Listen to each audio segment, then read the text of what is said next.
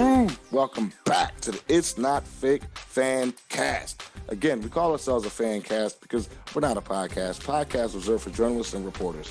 We're not journalists, we're not reporters, we're not insiders, we're not bookers, we're not interviewers. We will be interviewing some wrestlers, and we don't own shit. But what we have done is spend our time, effort, energy, and money in the one thing that we love, and that's professional wrestling. Now we're spending our time with you, the fans, because we are fans. Let me introduce you to the crew. Malachi B. Jones, content guru, producer extraordinaire. What we got this week?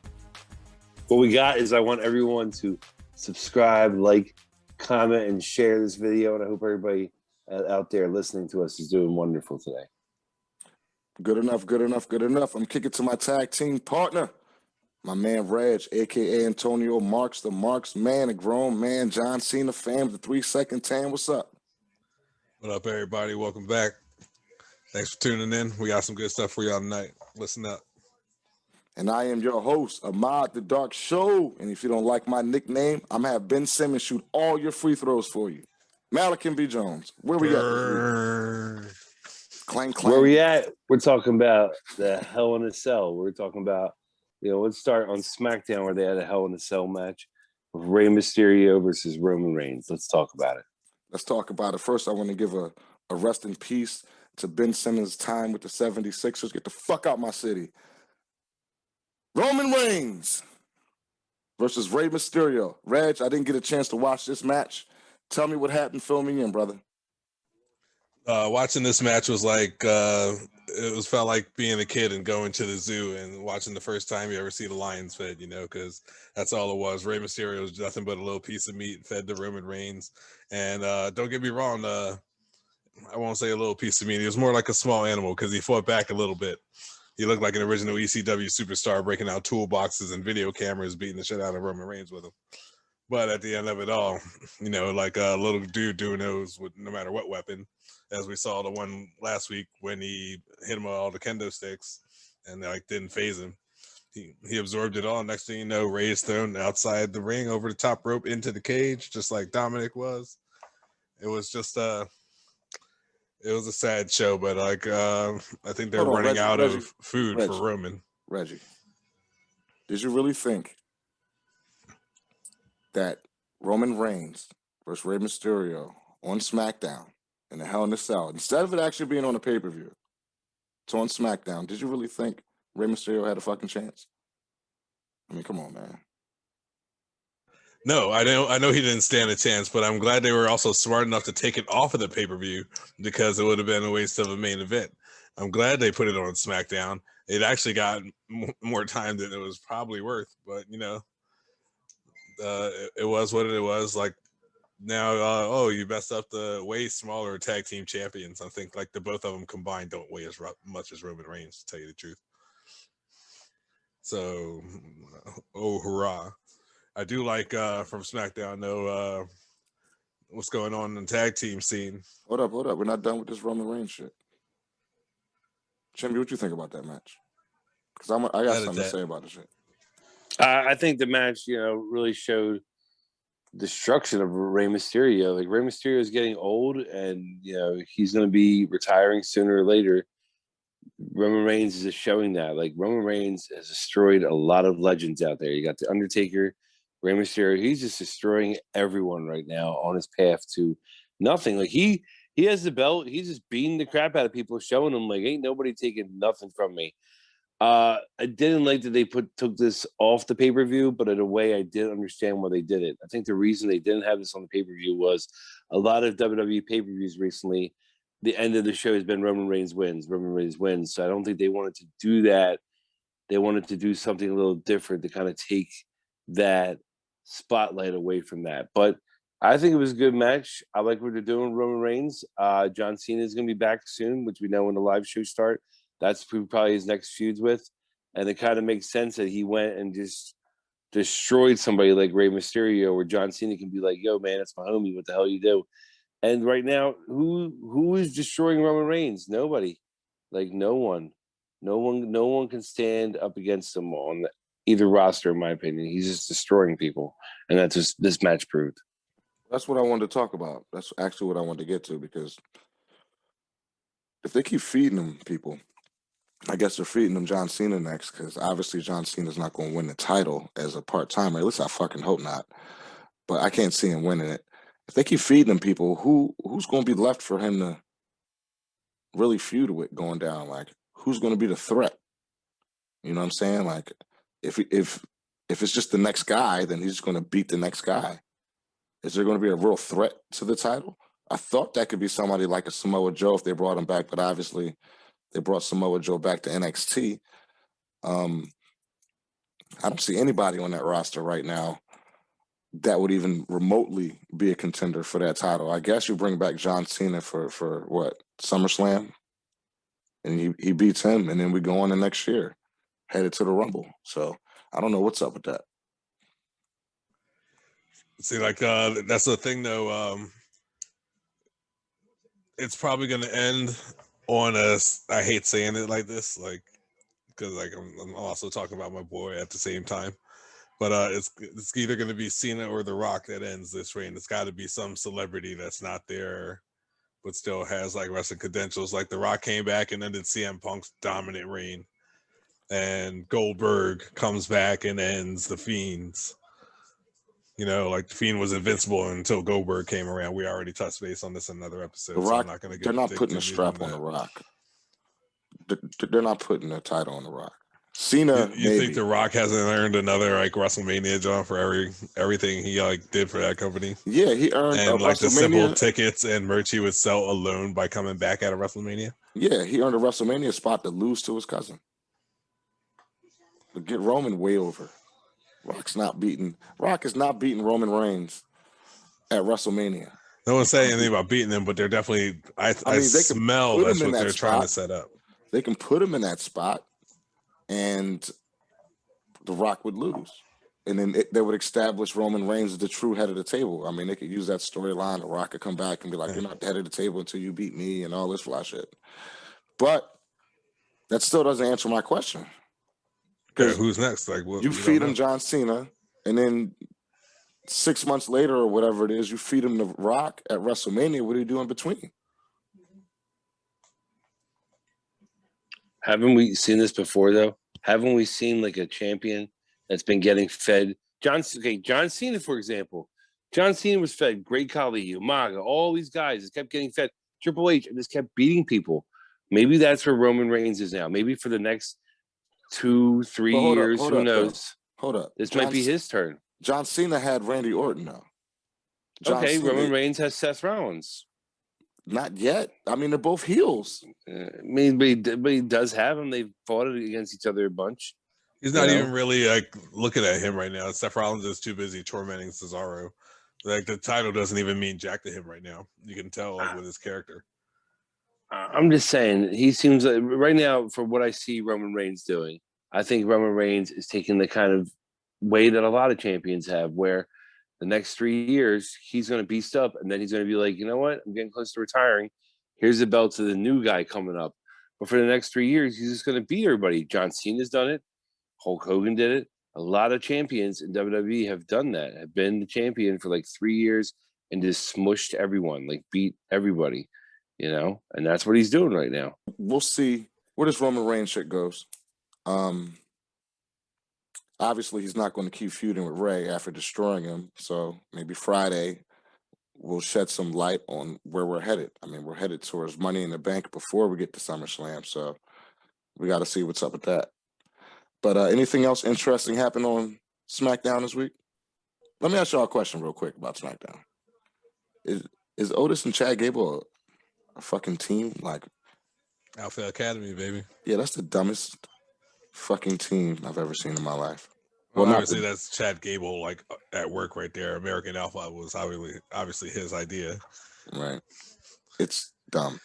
I guess we can just go straight to, because I think we saw again, and I'm looking at the results. Shinsuke Nakamura fought King Corbin again. Yeah, now he's a legitimate king. He won the crown this episode. That was kind of I forgot about that. That was kind of interesting. So we got King Shinsuke. Yeah, we do. The king of strong style is the king for real. Awesome. That was actually worth watching. I'm not gonna front. That was all right. Well, since everything else that happened was pushing some Hell in a Cell fucking shit, let's go right to it. Let's go right to the Hell in the Cell, and let's start it off in the order. So the first match, we Wait, got hold on, Bianca. wait. Let's start with the main event because Okay. I thought I want to talk about the main event and how it ended. Okay. While I wasn't mad at the match, and we're talking about Bobby Lashley versus Drew McIntyre for the Raw Heavyweight title. Again, I wasn't mad at the match, but the way it ended tells me that this feud isn't over. With the interference from MVP, and it ends with a roll up and not like a, full Nelson or spear or some kind of non-cheap way out. We're going to fucking continue to get this Lashley McIntyre shit going into fucking Money in the Bank. I mean, right? See, I would say that's true until what just happened on Raw. So I don't want to jump too far ahead. Yeah, well, we're not talking about that yet. But just the way it ended, it wasn't clean to me. I thought they wasted a good quality match with two guys who did put on a good match. They did put on a good quality match, especially, I believe it's the first time these guys were in some kind of stipulation match, Hell in a Cell, against each other. And they've been wrestling since the springtime. I mean, we've been looking at this shit forever. They did find a way to put on a good match. The ending to me sucked. The cheap roll-up win with interference from the manager, to me, it makes Bobby look weak. Strictly You might talking say about that. Hell in a Cell. You might say that, but he's also supposed to be like the heel in this situation. He is, in my mind, he got out totally like the heel is meant to be. He's a dominant And, heel, though. You also can't be mad at the fact that Vince didn't take the strap from him. Like, let's rejoice that everything that everyone thought was going to happen right there did not happen. Like, they didn't just hand it back off to McIntyre. So he's still in the title picture again. Like, are we going to see Bobby fight anybody else? Jeez, like, or is he just like stuck McIntyre? It seems like they're both champions on both shows are running stale on the competition. It's the same thing with Roman Reigns right there, though. So, like, who's next on Raw after this is over? Like, obviously only comes down to the Money in the Bank contract, which is going to be their next pay-per-view. I don't think anyone else is really stepping out of the shadows. What do you think? Well, if you didn't remember, I'm very confused. I guess you guys both forgot that stipulation in the match was if McIntyre just doesn't win, he can never challenge for the championship again. If you forgot, so when the roll up happened, when I watched the event later on, I saw the roll up and everything. I was like, that's kind of odd they did that. But I thought about it. I was like, well, it doesn't make him look weak. It just makes him and MVP's bond look bigger. Like her business is gone, but that manager champion bond is still there. And I thought it was a really good match. I think Bobby, like, there's marks on the back of McIntyre's like back. Like, ooh, that made Lashley look real strong. Like, Lashley's the kind of person that doesn't always have a hardcore match. He doesn't use weapons. He doesn't need them. Now he's using them, and he's really hurting people. But that's the end of McIntyre, I think, going for the title. I think he's going to be pushed in a different direction, or there's talks about having a draft soon. This is yet, if you remember, that is stipulation of this match. The one stipulation they had that if McIntyre lost, he was no longer allowed to challenge for the title. So I think that's the end of that. So you think they send McIntyre to SmackDown eventually and feed him to Roman? Absolutely, 100%. I mean, you're going to have to feed people to Roman sooner or later. That's all you're doing with that guy right now. All you're doing with Roman Reigns is giving him guys that he can feed, look great, and destroy people. So then sooner or later, whoever beats him looks amazing. You know what I mean? But there's nobody out there that's going to beat him right now on the roster, in my opinion. Nobody's beating him. So I'm gonna put right here. Hold on, I was say one thing. Like, all of us seem to agree on a common fact that a draft is very necessary. I think the alternative is you're saying that Drew McIntyre can't challenge for the title anymore, except if he wins Money in the Bank. then he can cash in. So that's always a possibility. And knowing Vince and booking, that's a strong possibility, in my opinion. A good topic for another next subject. Jimmy, what's the next match? All right, the next match was it. Let's go to the next Hell in a Cell match. If we're bouncing around, and we'll talk about Bianca Belair beating Bayley in a Hell in a Cell match, and really like surprising me a lot. I think. Well, this was match of the night for me. Cool. And it's kind of crazy they put that on first because they gave them a lot of time, it seemed like, right? It seemed like they almost had the longest match of the night. And this was the match of the night for me because they did everything. I mean, everything from the roll up power bomb into the cell to the hair tying. They had fucking chairs, ladders, kendo sticks, high spots, and the finish was nasty. I mean, she hit her with the KOD on the fucking ladder. That shit looked like it hurt bad. Like Bayley looked fucked up to me, yo. But again, I mean, I thought this was match of the night for me. Yeah, I got no argument for you right there at all because like they definitely let them just tear the house down. And I'm glad they did that one first because that gave them all the time they needed. They said, take all the time you need, just put on this good show.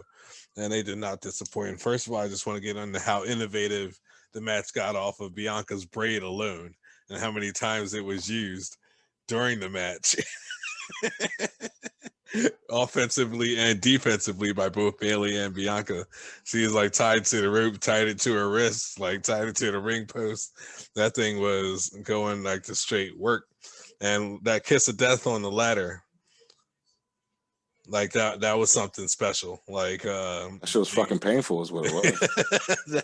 that was definitely something special right there. Like and you know that was definitely a good job by both women, but Bianca tore that one down. And they sold well. If you notice, very well. Bayley sold the knee injury to the end, all the way to the end of the match. And even Bianca sold the arm injury even after the match when the referee tried to raise her hand. I mean, they did a great job in that match. Like, that's how you get it done, especially for Bianca Belair, that being her first Hell in a Cell. And, you know, she's a new star to the fans, you know, and she's tearing it down right now. I mean, I can't wait until the fans are actually back around and we see the type of reaction she gets. Oh, and I can even see a lot of cosplays in the crowd, like the kids bringing their daughters with the long braid or having something like that too. Like I can see that in Philly easily, all day. I don't know. I hope not. I don't want to see that. The little girls running around looking fucking stupid. Get ready for it, man. All the kids gonna have a little bit of weave. Parents, if you're listening, don't bring your little girl out here with a fucking 6-foot fucking braid coming out their fucking head because I'm gonna talk bad about you. Jimmy, what you got in that match? This match, you know, when they put certain matches on, they kind of dictate how the event went. And this event card was okay. It was all right. This match made the card better, I feel like. It was a very different match. Bianca Belair hasn't had a match like this, so it was really interesting to see her use weapons, and I like that. Plus, one thing I'm going to say about her is she's a star. She is a star again and again and again. She's not going to stop being a star. You got to think about it. When certain people came up, Becky Lynch, Charlotte, even Sasha Bayley, they all came together. They came on the same class, kind of. Bianca almost came by herself when you think about it, because there's nobody else. Like, Rhea Ripley is a champion on Raw. She's nowhere near Bianca Belair, what Bianca Belair is doing right now. And I really like that this match stole the show. This was my favorite match on the card, actually. I really liked the main event a lot, but this match was better. It was told better. Story was better. And a lot of people were like, oh man, this match is going to kind of stink. I was like, what? Both these people know how to work. It just shows when you put two workers together, they can have a great match. I really enjoyed this one a lot. I think Bianca Belair definitely proved that she can main event and she can carry that title. If you look at the performance at WrestleMania, you look at the performance since, and you look at the performance now, she's definitely proven that she's the right person right now to carry that title. even more so than our other champion. And we can get to that one next, I guess. What's that next ladies match that we had, Jimmy? Our next ladies match we got is Rhea Ripley losing to Charlotte Flair by disqualification. It's the type of shit that pisses me the fuck off. You got the card is called Hell in a Cell. You got Hell in a Cell matches for world titles. And this match ends in a fucking disqualification. No match on the Hell in a Cell card should end in disqualification. Didn't we see the stupid shit with the red light special? There's always some fuckery at Hell in a Cell. Always some fuckery at Hell in a Cell. First of all, I hate DQs and world title matches on pay-per-views. But then you're going to have a pay-per-view called Hell in a Cell. You don't put them in the Hell in a Cell just so you can DQ them. Some bullshit.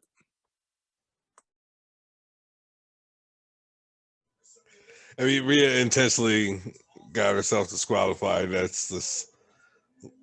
A lot of this was, I don't know, just filling in gaps to certain storylines. Like for the most part, I think it was like a very rushed. But as far as Rhea and Charlotte go, like the match itself was good until like the ending was kind of. It was very shitty. Like I'm not even gonna try and find a better word for it. But Rhea also took the time saying afterwards, but still the women's champion, you know, like she's playing that, yo, this is mine. Sorry, bitch. That was a dumb way to finish that match. I mean, on the pay-per-view. I mean, if anything, you put Roman Reigns and Rey Mysterio on Hell in a Cell, and you put Rhea Ripley and Charlotte on fucking Raw or something. You switch that. If you're going to do that, then you might as well just put that shit on Raw.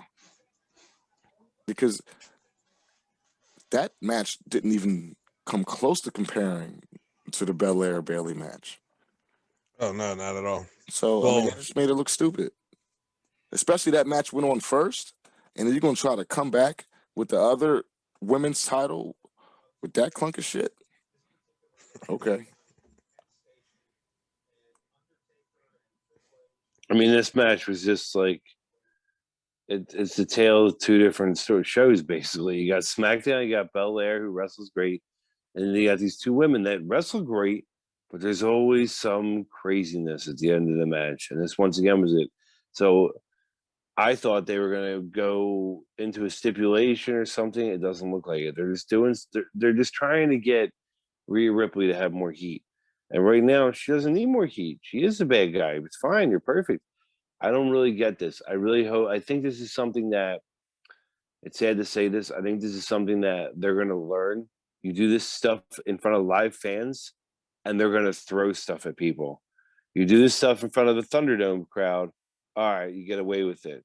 But you're not going to be able to do that in front of live fans. You're not going to be able to do rinky-dink DQ, grab chairs, hit people with them. Live fans don't go for that. So hopefully that will change very soon. They'll stop having these little dumb things. Next match. Let's go to all right, we got Seth Rollins beating Cesaro. I thought that was a good match. Obviously, it's them trying to replicate or even try to top their match at WrestleMania is going to be hard. So I think any match they have after that is going to get like judged unfairly. But I thought they put on a good match, and they found a way to continue the storyline without making either guy look weak. The way Seth Rollins celebrated at the end like he won the fucking Super Bowl was hilarious. It just plays into his heel character. And unlike other stupid-ass storylines that they're doing right now, I want the storyline to continue in the Money in the Bank. And maybe we'll see, you know, what happens there, what happens going towards SummerSlam. But I'm down with this feud continuing. And the way that they booked the match and the way it ended, I can definitely see that happening. You talk about two dudes that are definitely going to tear the show down, like tear the house down anytime they come in the ring. And it's about time Cesaro's really getting that push. And you know what? Who cares about him taking the L in the middle of this feud? Like you said, this is a good situation for him to be in. Like he's definitely getting up to that main event status he deserves. He got that main event spot, but maybe they just thought he wasn't ready yet. So they threw him back in more with Seth because they tore the house down at WrestleMania. They want a little bit more of that, and like, You know how they are with these Cinderella stories. We might not see Cesaro do jack until the Royal Rumble for all we know. Maybe he'll win the Royal Rumble next year. Maybe he'll come after that way. But they're definitely at least giving him the push he deserves. No one better than the guy that's done it all to have this rivalry with him and help him get to the top. Maybe Cesaro wins Money in the Bank if he's in it. But I guess we get to that. We'll find out about that later on in the week. What you got for that, Chimby? Wait. How's a guy getting pushed if he just lost in a pay-per-view? And how's he going to be Money in the Bank if he just lost in a pay-per-view? He just lost. How's he getting pushed? He is getting pushed because the storyline is going to continue. He beats Seth at WrestleMania. Seth beats him at Hell in a Cell. Yes, you're right. Correct. In you're between, right. One for one. In between that, he got a fucking title shot. He got a title shot. You're right. So it's not like he even got a chance to really have the best. But then he lost that. But then he lost that title shot. Okay, and but he's still lost to Seth Rollins. So I don't think it's a push. He's still in the upper card. He might not be in the main event. He might not be in the main event, but he's on a lot higher level than where he was. Especially in the singles game, absolutely. He's always been like Mr. Tag Team, like this, that. But like in the singles game, he's always been around the mid card. Right now, he's in the title picture next to the main event spot. Is definitely the best push Cesaro's ever had. How can you say he's not being pushed? What I think is this is the worst time for Cesaro ever right now. He just lost the match to Seth Rollins. The fans are not really going. Wait till the fans come back. You'll see. I hope it changes and the fans come back, but I feel like they're just going to use him to be that guy again. Just come out and rip your Swiss thing off and do your little submissions and do your moves and look all good and be the cyborg guy. I see him lose this match. When I watched a pay-per-view and I saw him lose this match, I was like, really?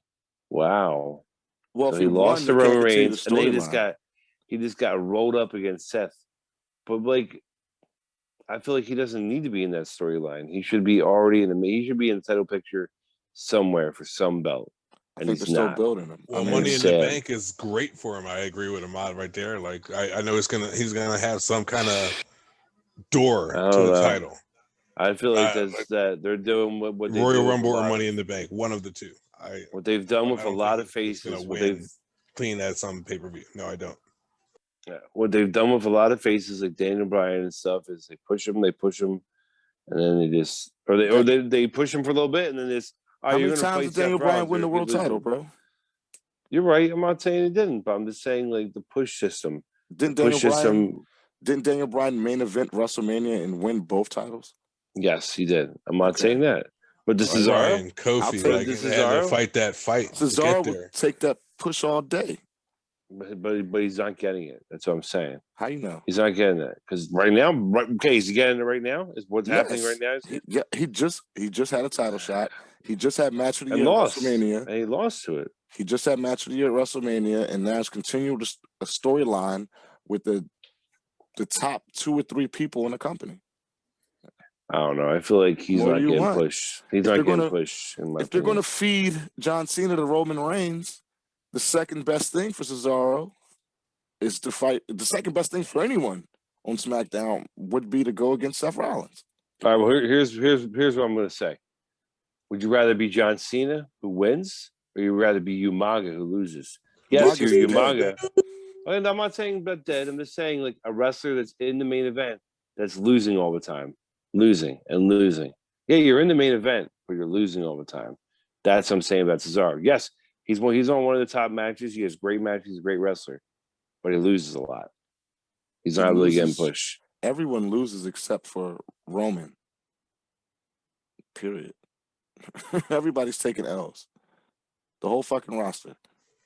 That's just what it is right now. I mean, Cesaro got to take a page from WrestleMania match. Everybody loses instead of everybody dies. Cesaro won a WrestleMania match versus a main eventer and probably the match of the year. So he's getting pushed. Yeah, but how long did it take him to do that? I remember Fandango doing that too. That wasn't no match of the year. Fandango never. Yeah, it definitely wasn't no match of the year. Out of here. It wasn't no match of the year, but he definitely debuted. How do you even bring Fandango up in this conversation unless you're talking about going to see a John Cena movie and you're looking for tickets?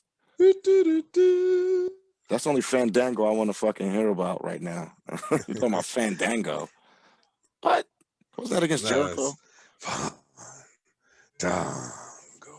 No, bro. Yes, it was his WrestleMania debut against Jericho. Let's move on to the next Yeah, you match. bugging. We got Sami Zayn beating Kevin Owens with a haluva kick. Yeah, I'm tired of seeing these guys wrestle. You guys take this. Got nothing for sick of this it. one. These two are like obviously like seasoned against each other. We've seen it plenty of times. They did break out a little bit and something new this time. Just a couple new moves. Otherwise, it was the same. They're a little bit more brutal against each other this time. I'll tell you that much. The only thing that was new is that Sami Zayn finally fucking won. And that was for a reason, right, Chimby? Yeah, it was for a reason. Kevin Owens is going to take a little break, so Sami Zayn won, and I think that's going to be something good. Like I've been liking Sami Zayn on SmackDown. He's been doing some stuff in the past years. Hopefully, the match should look a little bit more brutal. Which maybe Kevin Owens told him like, "Yo, bro, I'm like they're good friends, so I'm not going to wrestle. Make yourself look good. Like hit me hard." So hopefully that put Sami Zayn in a new role because I like Sami Zayn. I think he could be somebody on SmackDown someday, and he's not going to be a Roman Reigns, but he could be somebody and be a big character on that show. But this match, it was good. They always have good matches. Nothing against the match. You just, don't want to see it 5 million times. That's it. That's all. So I'll call this next match because, again, the shit doesn't make any sense. So my fuck that match winner of the night was Alexa Bliss versus Shayna Baszler. Look, and all this hypnotizing shit. All right, look. They're either terrible at acting or this hypnotizing shit ain't working for me. All right. Maybe if these motherfuckers could act a little bit and really act hypnotized instead of standing there looking fucking stupid or like being like, oh, I'm hypnotized. Let me slap Reginald. Like that shit. What the fuck was I watching in this match? And what the fuck am I watching with Alexa Bliss's character? And why in the fuck is she even feuding with Shayna Baszler and Nia Jax? Like, what the fuck is going on? This is dumb. This is dumb as fuck. Like, I feel like I wasted 10 minutes of my life watching this match. Like, I could have been doing like 25 other things, yo. Like, drilling a fucking nail through my skull. Shit was horrible. What do you guys think about this bullshit? And where's this shit going? I don't know where it's going, but she got her way there somehow with this character of whatever it is with this little doll, this telekinesis crap. Say it like it is, bro. She hijacked Bray Wyatt's ideas and his characters and his thoughts and his stories that he brought to them, and they took them and they evolved them and they changed them and they put them on a woman, and now they're making it all look fucking stupid. Go ahead.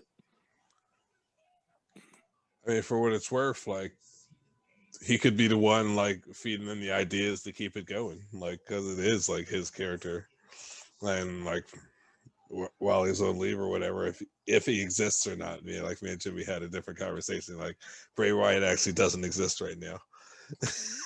Man, I'm sure he's not happy with what's sure going on. Like where she's channeling her spirit from, because like he hasn't existed since what was that even really him at WrestleMania?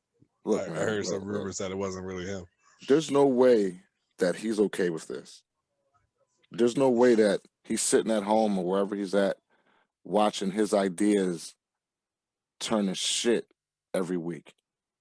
I'm sure he had plans when he brought this Fiend character to booking or creative or whatever. And of course, we're not backstage, so we don't really know what's going on.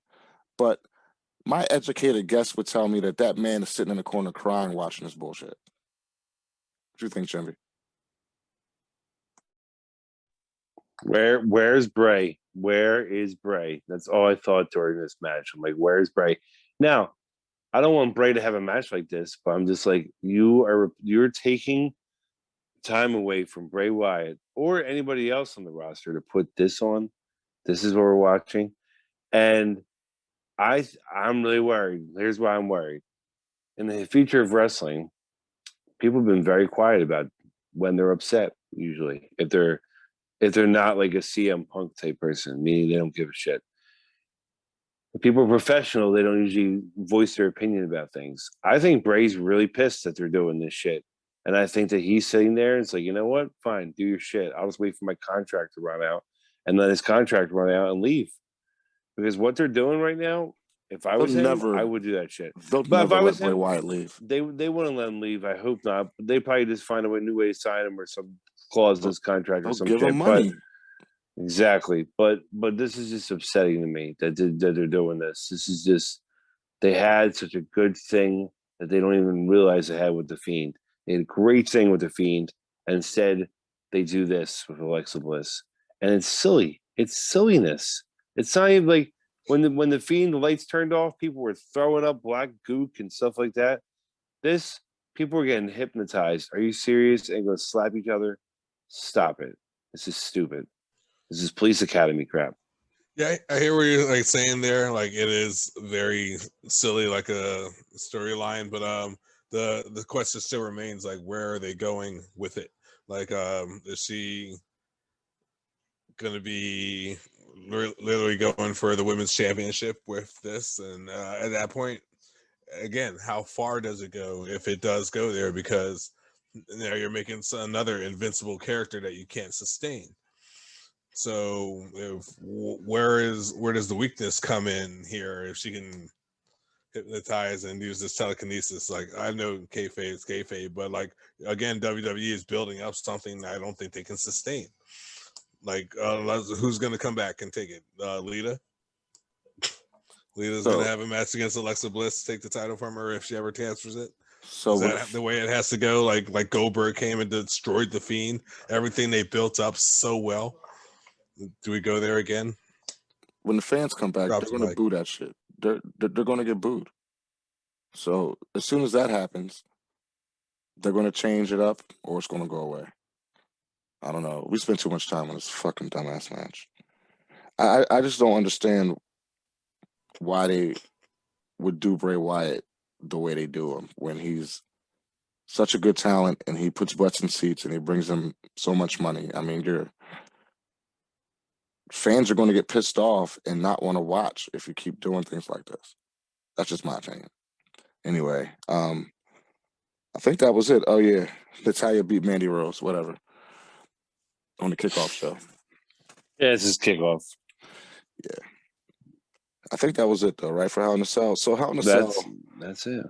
It wasn't a great pay-per-view. It just wasn't. Obviously, Alexa Bliss, Shayna Baszler was the butt crack of the show. I guess the Sami Zayn going over on Kevin Owens was for a reason. I don't understand why you even have that match on the show and you don't have Roman Reigns versus Rey Mysterio on the show, which is fucking dumb. Again, the DQ in the women's championship match was fucking dumb. So this pay-per-view gets a C-. The only reason why it doesn't get a D is because of Bianca Belair and Bayley and Seth Rollins and Cesaro. But even the main event was a good match. I don't like the way it ended. That was a good match, but overall, this gets a C-. Of course, I'm gonna mark on that one. I'm gonna give it a C, a solid C, and not like a C-, because like it had enough of it that was interesting enough. You kind of hit a point earlier where they could have switched out the Ripley Charlotte for the Reigns Mysterio, but all in all, like the one that tore the house down was definitely Bayley Belair. Wow, to start with that, they should have probably left that for the actual main event, like they did the first night of WrestleMania. Rollins Cesaro, good as always. It's good to see like Cesaro getting that push, like I said. And no, Zayn and Owens was legitimate wrestling, at least. Like these two are Canada's best. That's the main reason they even let them have this like camera time, despite Owens' reason for taking the bump. So like, no, I give it a solid C. Yo, you know what blew big donkey balls about this pay-per-view to me? Is that you'll have a match like Kevin Owens and Sami Zayn. You'll have a match like Ripley and Flair with that ending. And you'll have a match like Alexa Bliss and Shayna Baszler. And not one fucking mid-card title was on this pay-per-view. Where's the U.S. title defense? Where's the Intercontinental title? The Intercontinental title is the second most prestigious title in that company. And it's not on Hell in a Cell pay-per-view? The fuck is going on there, Trimby? Because it's part of this joke storyline with Apollo Crews trying to promote Dabba-Kato or Commander Aziz.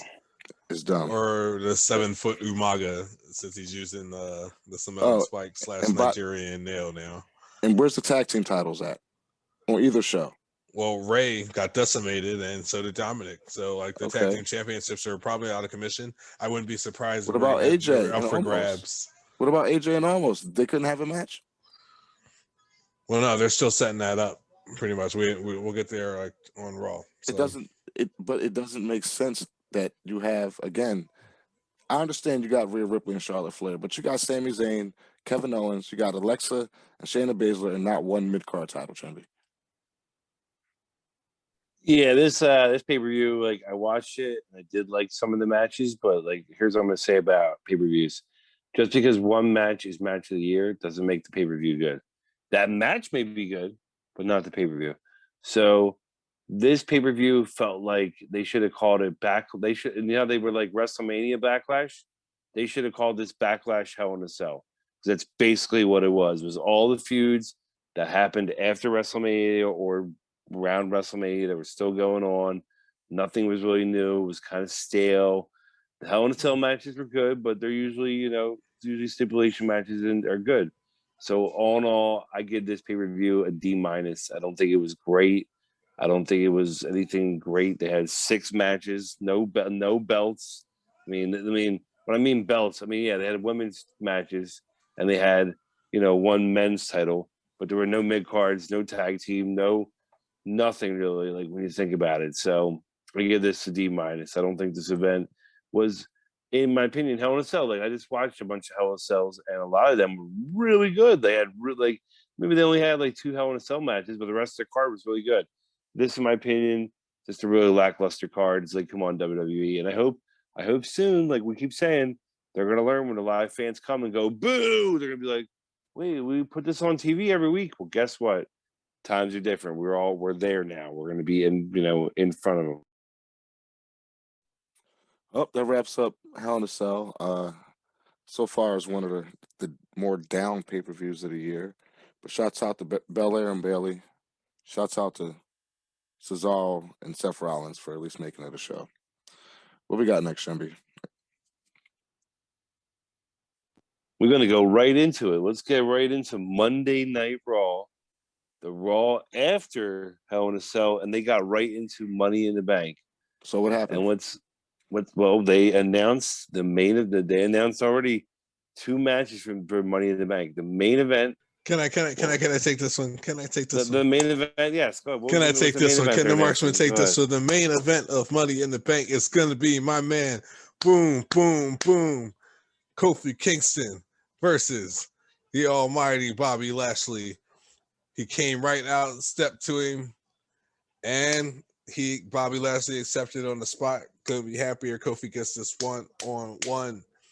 I don't care if it's job they're probably feeding to him, but my man is back in the spotlight. Take it back. My man, what's going to happen. Cut you off right there. Joe, you know what's going to happen, man. I think my man New Day is going to come in and make it a sunshiny day and steal the almighty thunder. Yeah, you tripping. He's getting fed. So we'll see Lashley as champion at SummerSlam. Lashley's getting fed that trouble. No, he's not. Trouble in paradise, right? No, to the boom, boom, boom. Like that wouldn't even make sense right now. He's getting a 3-second tan. Or even worse, he's going to tap to the fucking Hurt Lock. So. All right, so like, let me stop you right there and like, let me say something about this match. So you know that Kofi is not going to make the same Rocky mistake.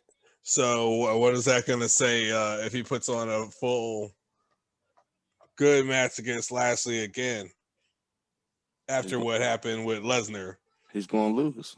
It doesn't matter. He's getting But fed. where does that Getting say fed is to getting Lashley fed. if they're really trying to set up this Lashley and Lesnar match? That's why I'm jumping to a totally another subject, because this is already happening.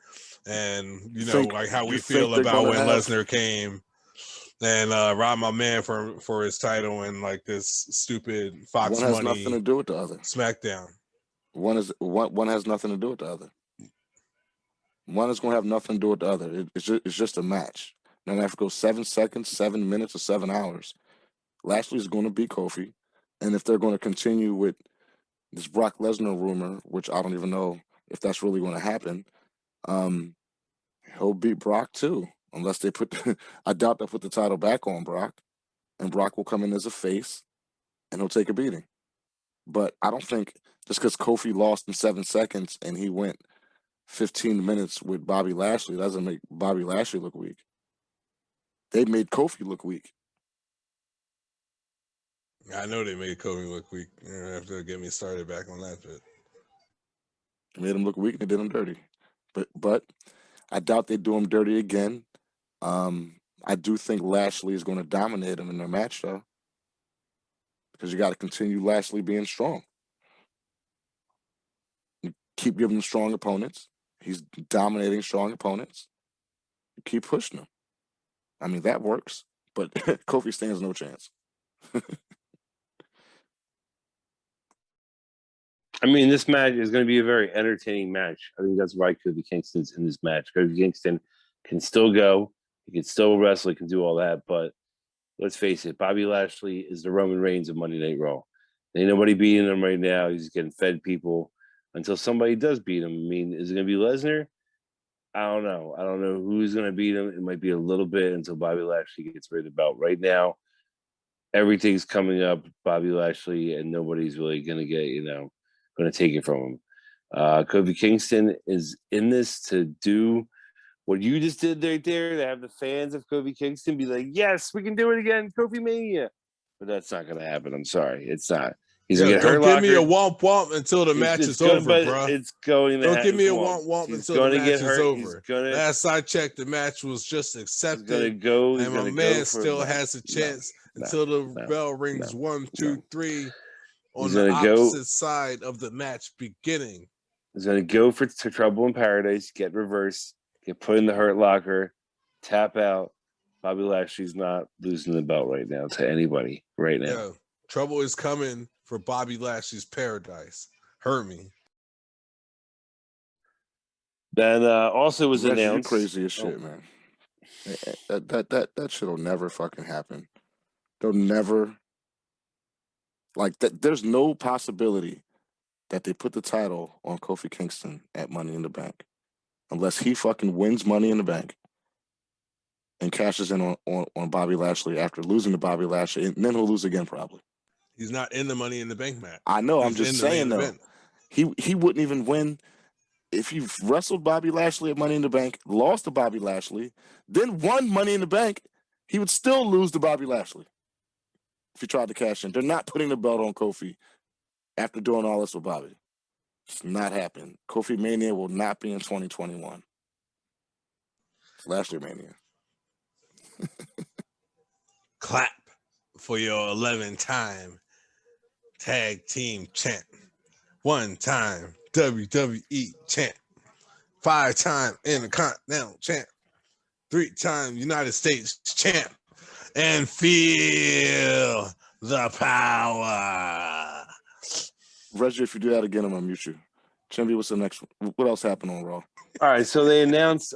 I'm going to get to this part because this is interesting. They announced that Rhea Ripley and Charlotte are going to be fighting at Money in the Bank in a rematch from Hell in a Cell, but some women also have a chance to hopefully cash in on them at the Money in the Bank. So the women that have a chance right now, there's 4 of them. We got Asuka and Naomi, and they beat Doudrop and Eva Marie. And we got Alexa Bliss and Nikki Cross, who is dressed up as a superhero. That's right. And they beat Nia Jax and Shayna Baszler, and they're now in this women's Money in the Bank match. So we can talk about that. So Asuka and Naomi teamed up and beat Eva Marie and the new girl. What's her name? They're calling her Dewdrop, but it's Piper Niven from Right. NXT UK. Right. So that makes sense because why would you put Eva Marie or this Piper Niven woman in Money in the Bank? Because nobody gives a fuck about them. And if there were fans there, they'd be booed out of the fucking building. And then who'd you say? Nikki Cross and who? Alexa Bliss. Alexa. Oh, they teamed up. Oh God. She's using their hypnotism again. She raised Reggie's hand to slap the shit out of Nia Jax, and then he caught himself right at the end. It was funny. So we talked about this earlier. Ridiculous. Where's this going with Alexa Bliss? You know where's it going? She's going to hypnotize everybody else and climb the ladder and take the goddamn briefcase. It's going to be the dumbest shit we've ever saw. So she's going to be a 2-time Money in the Bank? She's going to walk to the ring and hypnotize everyone after wrestling for maybe 5 minutes. And everybody's going to be standing around slapping each other. And she's going to go up the ladder. And she's going to take the briefcase. That's dumb as fuck. So dumb. Because who else is going to win? What, Nikki Cross? Naomi? Now, let me ask you this. Is the Money in the Bank... So are they going to have one women's Money in the Bank match for both brands and just put them all in it? Yeah, that's how they've been doing it recently. Yeah, okay. That's how they always do it usually. It doesn't even matter who SmackDown puts in there. It's going to be Alexa Bliss. You're not going to have her lose after doing all this stupid shit with her. She's going to hypnotize everyone. Well, who does SmackDown really have to offer for it? Like Carmella, Bayley? I mean... Maybe Sasha if she comes back around this time. Well, then who's Bianca Belair going to fight? You don't think we'll get a Bayley rematch? I don't know. That's the second time she fought Bayley, right? Is it? Yes. So I don't know. Yes, it is. I don't know. It depends where Bianca goes from here, but come on. You know he's returning on July 16th SmackDown, right? Like who? Sasha Banks is returning. That's what I said. Sasha 16th. Might be coming it's back. Going to be Sasha So Banks and Bianca Belair are going to have a nice little feud. I'm telling you right there. Okay, so the I'll boss take that at rematch. Money in the Bank sounds like a perfect setup. As for Alexa Bliss, I think that's who. That's going to ruin it. What's going to happen? She's going to win Money in the Bank. It's going to be sad, but that's who beats Rhea Ripley for the belt. Because it would make sense that Miss Nightmare gets something wiki whack happen to her. Is Alexa Bliss a face? Is she considered a face right now? I guess I would say it, yeah, because Shayna Baszler and Nia Jax are heels, so it makes sense, Yeah, but she's gonna win it. I mean, I feel bad for Asuka over there. It's like, hey, what happened to me? Stinks. It's dumb. So what else happened, Jim?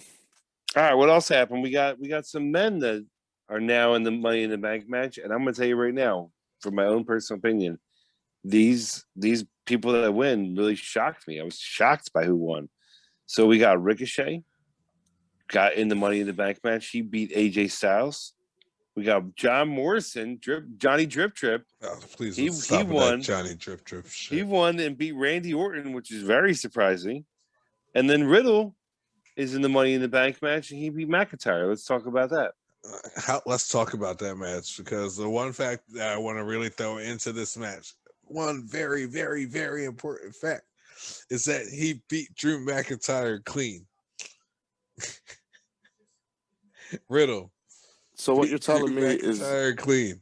So you guys are telling me that we're about to have mid card in the bank? So far, we got. Or are we putting in a SmackDown guy, one of the top SmackDown guys, so he can go over Money in the Bank over all these mid carders?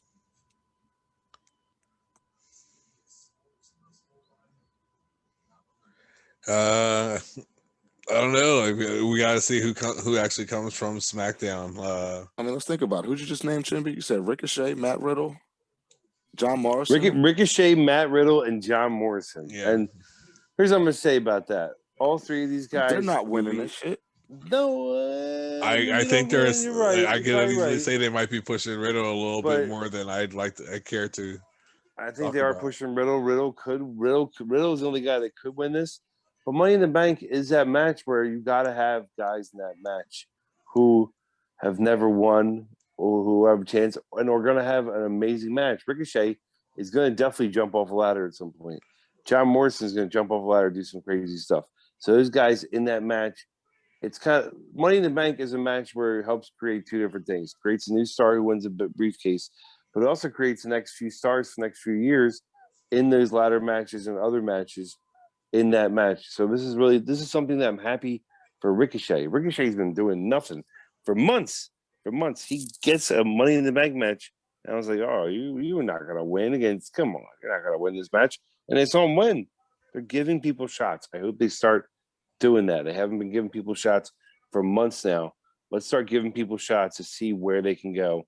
And I think that the SmackDown guy is gonna win if it's not Riddle, but I think that Money in the Bank, just that match, is going to be amazing. That's what I think. When's Ricochet's contract up? Do you know? I think he signed a new one for a couple more years, I think. I'm not positive. Okay, because usually right before somebody's contract is up and they don't want him to leave, they'll push him a little bit. I'm just checking on that one. But I can't see any of these guys winning, including Riddle. So we'll wait and see who gets in on the SmackDown side. Now, only 3 guys from Raw got in, is what you're telling me? So far. Yeah.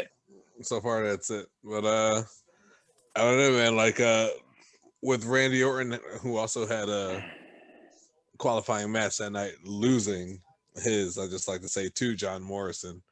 Like I see a little bit of repeat Evolution jealousy right there. You remember like what happened with Randy Orton, and like he got the title. Triple H was like, "Nah, that's mine," and then like turned on him right there. Like Riddle's getting a little big behind Orton's back, and I could see something like that happening. So I won't count Riddle completely out for that Money in the Bank drum, as annoying as he is. Well, what you're saying is, though, what you're saying is it's really the opposite. No, you're kind of saying the opposite, because during this Money in the Bank match, what if Orton comes out and RKO's Riddle and takes him out of the match because he's jealous or whatever, he's pissed, like you said? No, that would make more sense. He has to win first. I don't think he wins. And I then think it's gonna as be a soon as SmackDown like guy. he like gets it, he like sets up like, I only helped you get here so I could take that from you. Like I can see Randy Orton having something like totally like that in mind. I think they throw in a SmackDown guy to feed the Reigns. Straight up. So like, who is it going to be? Like, are they going to get both Usos in the match? No, well, we'll wait and see. I mean, we got to wait and see who qualifies, and then I'll have a better idea of who's the next meal for Roman Reigns. 2 things I'm going to say about that. I think one, WWE always likes to swerve us, so we're going to think that Riddle's going to get RKO'd at the pay-per-view, and he's not. I think he's finally going to get RKO'd by Randy. Like, he's going to go to cash in, and Randy Orton's going to fuck him up then and have him lose his briefcase that way. And then also a cool thing that happened on Monday night was they were backstage. There were a bunch of wrestlers. It was Matt Hardy, or excuse me, Jeff Hardy, Cedric Alexander, Jinder Mahal, Sheamus, and Ginger's like 2 bodyguards were all complaining that they weren't in the Money in the Bank match. And Adam Pearce brought up that Sheamus like, "Hey, what? Your face is fine. Your nose isn't broken. I thought you can't defend your title." He's like, "Oh, my nose is broken." So I think that there could be like a last chance battle royal or something like that they could do with a bunch of these dudes like in the next few weeks, because they always do something like that. So I do think we'll have maybe one more Raw guy. Well, that's why I asked. There's only 3 guys, so there's obviously going to be 4 from each show. So that makes sense if they have some kind of fatal 4-way or whatever the fuck. I don't know, but they picked all the women by tag team matches, which I found a little awkward at the same time. Well, they got it out the way. That's the easiest way to get 4 people qualified for the match in the most little time possible. They had 2 matches, and they got in 4 girls instead of having 4 matches to see who qualifies. Man, they got that shit done. You know how lazy they are sometimes, especially when they want to jam in a bunch of crap in a 3-hour show. That's where I was going. Feel like they're kind of using that to reduce the women's time slot a little bit. No, because I think they know, just like we know, it doesn't fucking matter because Alexa Bliss is going to win it anyway. They might as well just get everything to fuck over with. Just hurry up. Let's just get there. We all know what's going to happen. It's not going to be Naomi. It's not going to be Nikki fucking Cross. We all know what's going to happen. Naomi already had her time, right? Nikki Cross is never probably ever going to get a push. Asuka's had her shots. It's going to be Alexa Bliss because she's the one they're pushing and she's the one they're focused on. What else happened? Anything? Well, then we moved to the main event, and the main event was a Hell in a Cell match. That's right. It was a Hell in a Cell match on Raw with Xavier Woods versus Bobby Lashley, and you can imagine what happened here. I'm assuming it was pretty violent, Reg. It was very violent, but I'm actually going to give Xavier Woods a lot of credit. He gave Bobby Lashley a run for his money, even getting him with his signature like elbow drop off the top rope through the table. So like you can't say he just got sat in there and got his ass kicked. Like Xavier Woods gave him a good show. When it came down to it at the end, though, like Hurt Lock ended all, and he ended up getting that Hurt Lock against the side of the cage in Kofi's face. Nice way to show a little, yeah, this gonna be you, son. Like before the pay-per-view, you know what I mean? Like, of course, I never like seeing my boys in New Day get your ass like that, but we all knew that was gonna happen. Like, oh, here's one more chance to feed the lion before the next one, because your next pay-per-view ain't for a minute. Take a break, son. Well, then, I mean, this is all to show the dominance of Bobby Lashley. He's running through guys, beating the shit out of people. It's pretty good that you build the storyline because you don't have very long. You got 4 weeks, 3 weeks now. So we get 3 more Raws to build the storyline. And that's a problem with modern wrestling and these storylines is that they don't take time to build them. So matches like this with the drama at the end where Kofi's locked out of the cage, Xavier Woods, he said he's in a Hurt Lock up against the cage, getting, fucked up. He still put on a good show. So that means Bobby made him look good. Sounds like they got some time to get done what they had to get done. And at the same time, you show the dominance of Bobby, and you pretty much, I guess you continue or you establish the storyline with Kofi because they've been teasing it these last few weeks, and they finally got there. And I wonder where that little speech MVP gave to Kofi is going to play into in the next coming weeks. Nah, you remember that, huh? Well, if he got in his head or not. I mean, did it get in his head? Is he trying to convince him that, hey, you don't need this guy or you don't need the New Day? You're not main event material until you get serious about it? Or is Lashley going to whoop his ass at Money in the Bank and then Kofi's going to have a change? But I think there's going to be a change to come in Kofi, and I think this is the beginning. Wow. What, you think like a heel turn is coming for Kofi? Maybe not necessarily a heel turn, but I think a different attitude's coming for him. I'm saying in order for him to be established as a true main eventer, yeah, he's got to have a character change a little bit. He's got to have a personality adjustment. You can't just be running around throwing pancakes and skipping around and expect to be a main eventer. It's not going to happen. Well, here's the amazing thing about this match. First of all, I like this match better than a lot of the other matches that were on the pay-per-view. This could have been on the pay-per-view, and I would have been satisfied. At first I was like, wow, they're gonna have that match be Hell in a Cell, and I was like, let me give like Xavier Woods some props, see what he can do. And the match was really good. Second of all, MVP, they keep playing on that one thing that I like what they're going to do. MVP keeps being that manager that's there for Lashley. At the end of the match, he was the one to lock the cage on Kofi. Kofi couldn't get in there to help Xavier Woods. Xavier Woods got put in the Hurt Locker, and the reports online are saying that this is going to be Xavier Woods kind of like take a break from the ring for a little bit, which makes sense if they're doing MVP versus MVP Bobby Lashley, kind of to like that kind of manager kind of messes with you because Kofi could have no one at the pay-per-view in his corner. I mean, Big E's going to probably be doing his own thing still. He's not going to have anybody in his corner. I like what they're doing on Raw. I like how it ended. I like how, at a live show, I think of a live show, if they had that match, the crowd would have been very into it and very excited. And it's something that really surprised you. There's a lot of guys on the roster who aren't main eventers that can have amazing matches with the main eventers. I hope they realize that in the next coming years.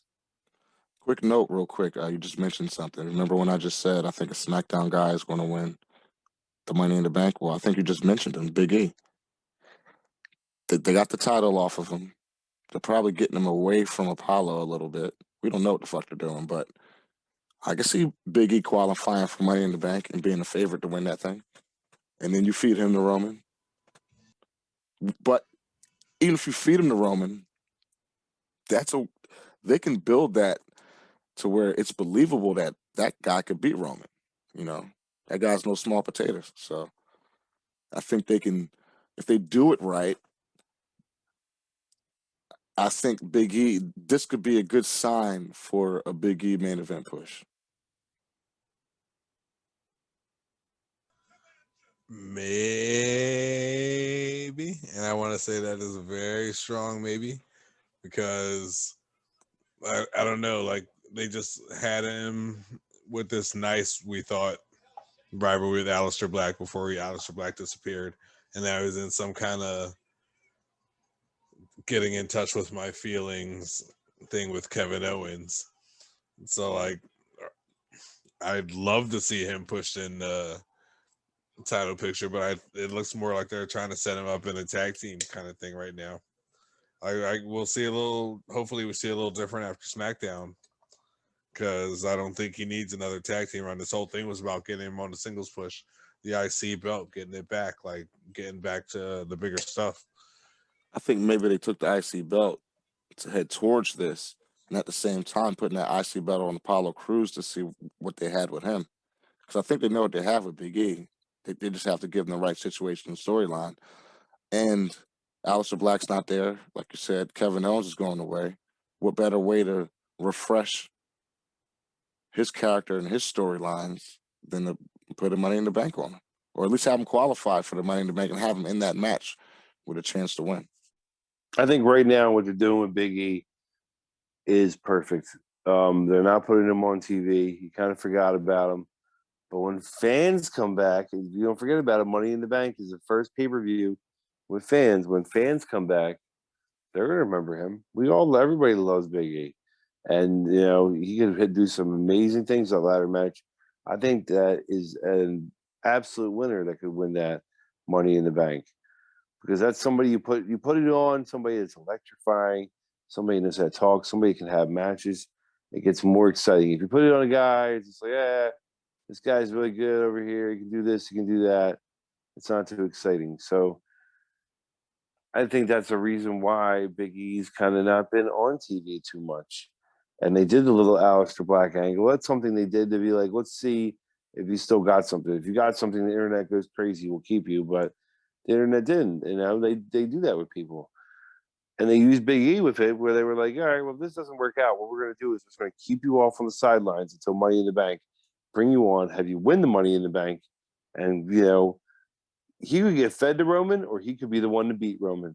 Because sooner or later, Roman could go a couple of years, or he could get beat this next year. Wrestling is Come on, Chimby. very predictable. Not predictable. Chimby.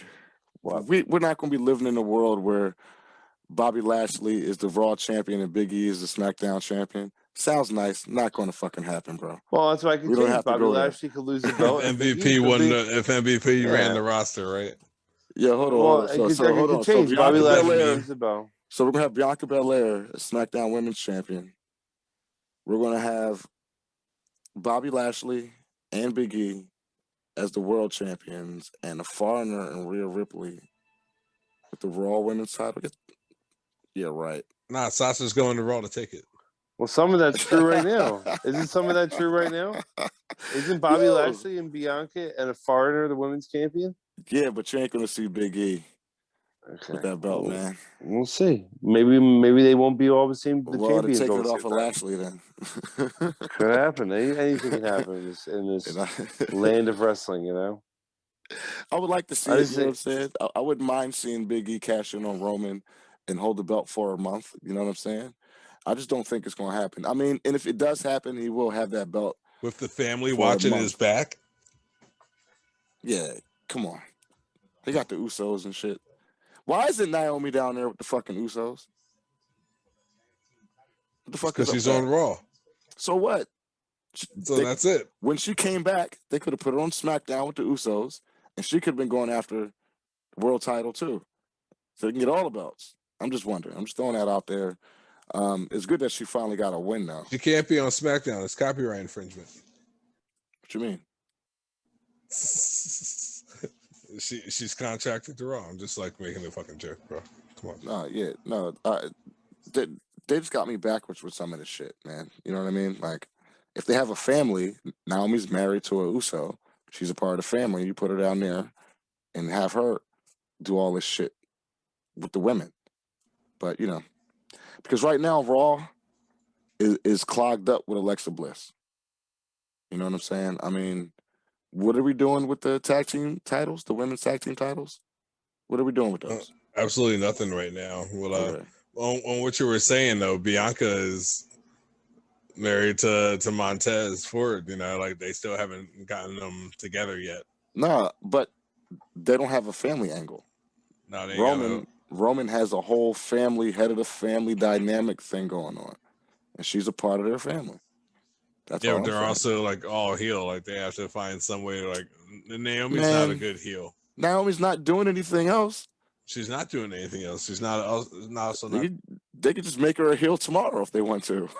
Just have her kick somebody in the head. That's it. That's all they have to do. It takes 2 seconds in WWE to turn heel and turn face. So they could also have, in that case, they should also have Tamina turn on Natalya. Lose the tag team championships that way. I guess, but yeah, it's nothing I didn't understand about Hell in a Cell. You don't have Natalya on the kickoff show, but we don't have Nia Jax, new women's tag team champion. We don't have a tag team title match. Like, how come they couldn't put a tag team title match on the kickoff show if you're going to put Natalya and Mandy fucking Rose? The fuck does that? What does that even mean? Like, why did you even have that match? I know we didn't talk about that particular match, but what's the point of that shit? Well, they've been trying to push Mandy Rose and Dana Brooke as a tag team for a minute. But Mandy lost, didn't she? Who won that match? Natalya won, right? Yeah. They're not getting pushed. They're not getting pushed. They should just defend the titles. I know they're not getting pushed, but they keep putting them in matches like filler, you know, like that shit's stupid. At least have them defend the titles. At least. Like, I'm not expecting for titles to change too much at like a pay-per-view like a Hell in a Cell, but give us something, man. Give us something. Hell in a Cell, man. I'm gonna change my pick. That was a I didn't even touch on your point earlier of there being no mid-card titles and no tag team title match either. No. I mean, King Corbin versus Shinsuke Nakamura on SmackDown was more important than fucking Alexa Bliss and Shayna fucking. I would have rather seen Shinsuke and Corbin on Hell in a Cell. That's what I just said. The matches from they were more important. That should have been on the pay-per-view. Were on SmackDown. Again, I think they're anticipating fans and they're not sure what to do leading up to their first tour. And I think after they see how fans react to certain things, I think they'll make adjustments.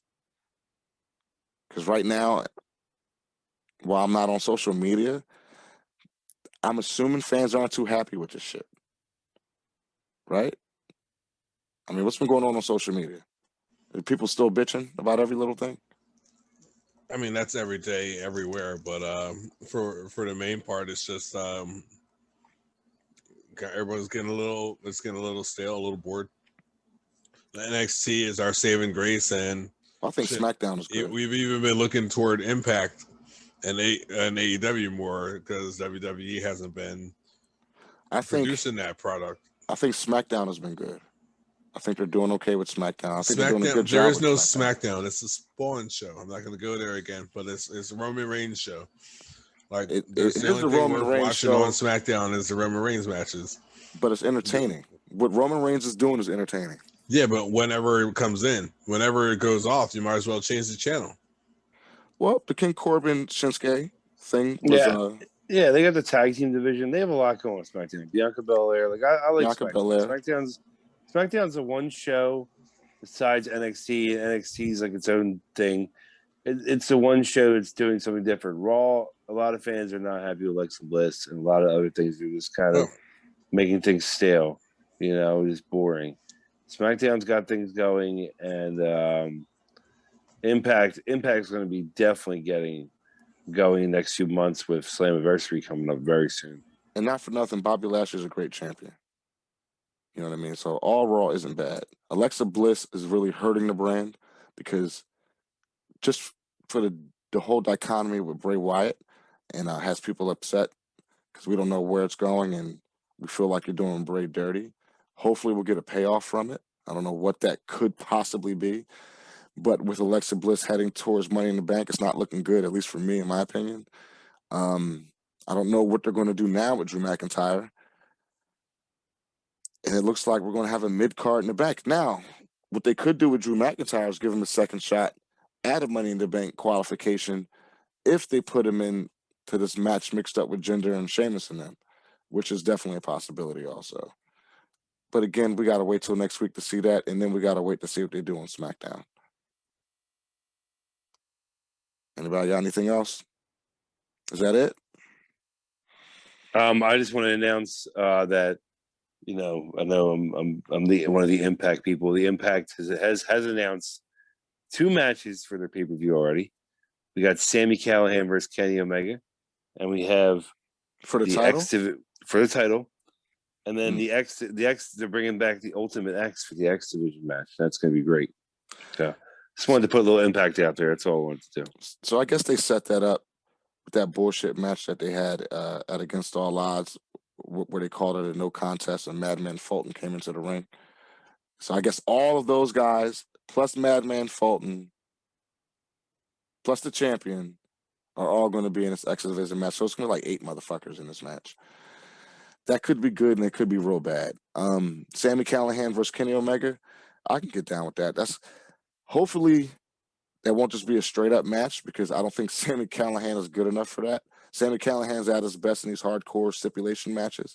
So hopefully it'll be some kind of stipulation, and we'll get some crazy shit in that one. And that's the day that all the first round of WWE release people can wrestle. That's the first day they're allowed to do whatever they want. Well, they're bringing people back though. Samoa Joe's back. There's rumors that Aleister Black is coming back. Yeah, y'all ain't heard that? I heard that they're thinking about bringing Aleister Black back. We'll see. I heard that a couple different places on YouTube, other wrestling podcasts and whatnot. But I can't see. I think Aleister Black is too much of an asset to them to not bring him back. I'm not sure how much they were paying him. I don't think they were paying him as much as they were paying Braun Strowman.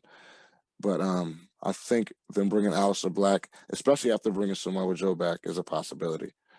I don't know where you bring him back at, NXT or whatever, but I wouldn't mind seeing that. I'm telling you, all these rumors happen when I think Slammiversary is only 2 weeks away, and all these rumors happen, and then Aleister Black could be at Slammiversary. Watch, anything can happen. Anything could happen. Now, what about Finn Balor? What are we looking at with him? Disappeared off the face of the earth, as far as I know. So they're going to bring him back to either Raw or SmackDown, right? I mean, it seems like he's done with it with NXT. And honestly, you could bring him up to either Raw or SmackDown, and there's something there for him to do. You can obviously put him in the main event on SmackDown, feed him to Roman. You could put him in this Money in the Bank situation. You could put a mid-card feud with him. You could bring the Demon back. You can bring the Fiend and the Demon back together. There's a bunch of stuff you can do with Finn Balor. Hopefully, they'll figure it out and he comes back soon because they're wasting his best years. You know what I'm saying? And this guy can go. He was just what? Was that a couple of months ago we saw him? So maybe he's taking a little break, resting his body, and hopefully they do something as a refresh with him. I think they're keeping bring it him. back up. I think they're keeping him off of camera to like build up the allure of him. You know, when you see somebody on the camera all the time, you're like, all right, that's cool. But when you haven't seen anybody in a while, and then they just come out of nowhere at an event, they kind of surprise you. That's more interesting doing it that way. That's what I think I think he's not going back to NXT. Put it that way. I think he's going to one of the main roster shows, and that's a move he's making, and it makes sense. He deserves it now. He's a great in NXT. He built up his character and his moveset more. He's ready to go. Like I could see him. I wouldn't like to see him fight Roman Reigns. I'd rather see him fight Lashley. I think there's better matches there. But I'm going to see him sooner or later. We're going to see him come up to the main roster and fight one of those guys. Well, fans are coming back, so I think we're going to see a lot of different changes once the fans are in the building. You know what I mean? They're going to want those pops. So a guy like Finn Balor, they hold him off TV. He's been in NXT, and we all know that a lot of main roster fans don't watch a lot of NXT. So a lot of them haven't seen him in a while. Fans are back in the building. You reintroduce Finn Balor when the fans are there, and he gets a big pop, and we'll see where it goes from there. Even bring out the Demon, maybe. I was just wondering about him. If Finn comes back, I want him thrown right back into the Universal title picture, period. Because that's where he's never re-pursued, never legitimately lost it. You know what I mean? So you feed him to Roman. No. Make him like, oh, you want a crowd pop? That's a crowd pop. If they're going to feed him to Roman regardless. That's a crowd pop. Now, is it the Demon? Because the Demon is the one that was the Universal Champion. And the Demon sits at the head of the table would be a good catchphrase for Finn when he comes back.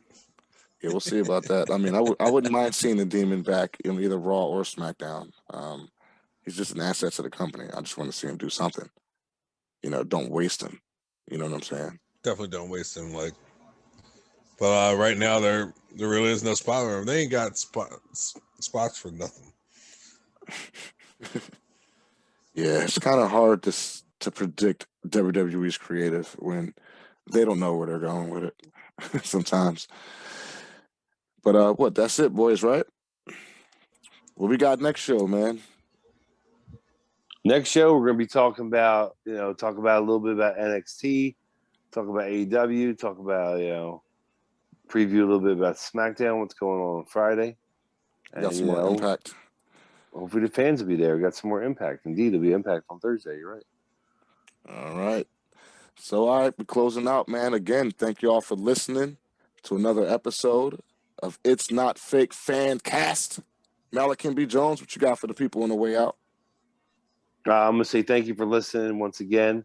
But don't forget to subscribe, give us some comments. We never have no comments on here. I don't know why. Please don't be afraid to comment. We're not against it, We need fans before we get comments. We got people out there. I know we got people. Don't be afraid to comment on this video or any of the other videos.